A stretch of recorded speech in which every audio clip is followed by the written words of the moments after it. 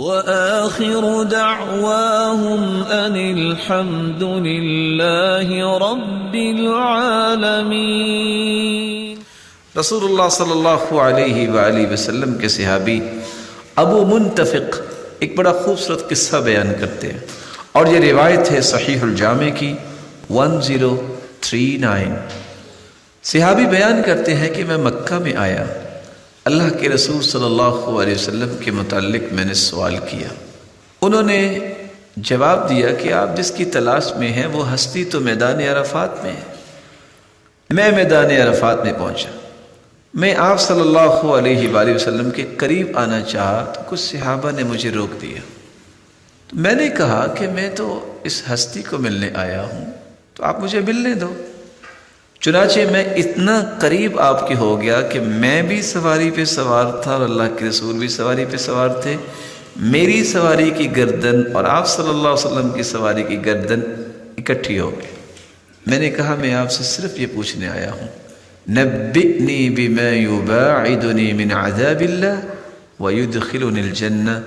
بس میں دو ہی سوال کرنے آیا ہوں، یہ بات بتائیں کہ میں عذاب الہی سے کیسے بچ سکتا ہوں اور میں اللہ کی جنت میں کیسے جا سکتا ہوں۔ آپ صلی اللہ علیہ وآلہ وسلم نے ان دو چیزوں کے لیے جو جواب دیا وہ کیا تھا؟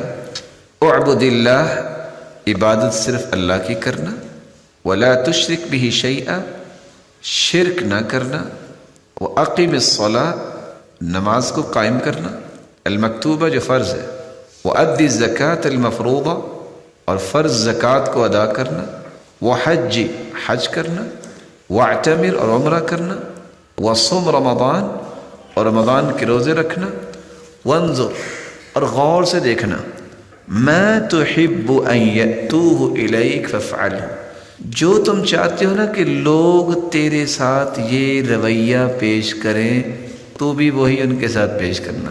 تم چاہتے ہو نا لوگ میری عزت کریں تو عزت دینا، تم چاہتے ہو نا لوگ مجھ سے محبت سے ملیں، مجھے محبت دے، احترام دے، ان کو بھی محبت اور احترام دینا۔ وَمَا تَكْرَهُ، پھر سوچ لینا جو تم ناپسند کرتے ہو، أَن يَأْتُوهُ إِلَيْكَ فَذَرْهُمْ مِنْهُ، تمہیں ناپسند ہے نا کہ کوئی شخص آپ کے ساتھ ظلم کرے، زیادتی کرے، تو تم بھی پوری زندگی ظلم و زیادتی لوگوں کے ساتھ بھی نہ کرنا، قیامت کے دن عذاب سے بھی بچا لیے جاؤ گے اور جنت میں داخل کر دیے جاؤ۔ یہ معاشرے کے تمام مسائل کو اللہ کے رسول صلی اللہ علیہ وسلم نے کس خوبصورت انداز میں اس حدیث میں بیان کر دیا۔ اللہ عز و جلال توفیق دے، یہ وہ رویے ہیں جو معاشرے کے اندر دانشگاہوں میں پڑھانے چاہیے۔ یہ بڑے بڑے سسٹمز ہیں، ان کے اندر یہ چیز آنی چاہیے کہ ایک مسلمان کو ہونا کیسے چاہیے، وہ معاشرے کو بلڈ کیسے کر سکتا ہے، معاشرے کو کس طرح وہ خوشحال بنا سکتا ہے، وہ ان کاموں سے بنے گا کہ ایک انسان کے اندر انسانیت تو ہو، اس کے اندر برداشت تو ہو، وہ دوسرے مسلمان کی حفاظت کرنے والا بنے تو صحیح، اور جو اپنے لیے پسند کرتا ہے اپنے بھائیوں کے لیے پسند کرنا شروع تو کرے، رب تعالیٰ کی رحمت کا نزول ہو جائے گا۔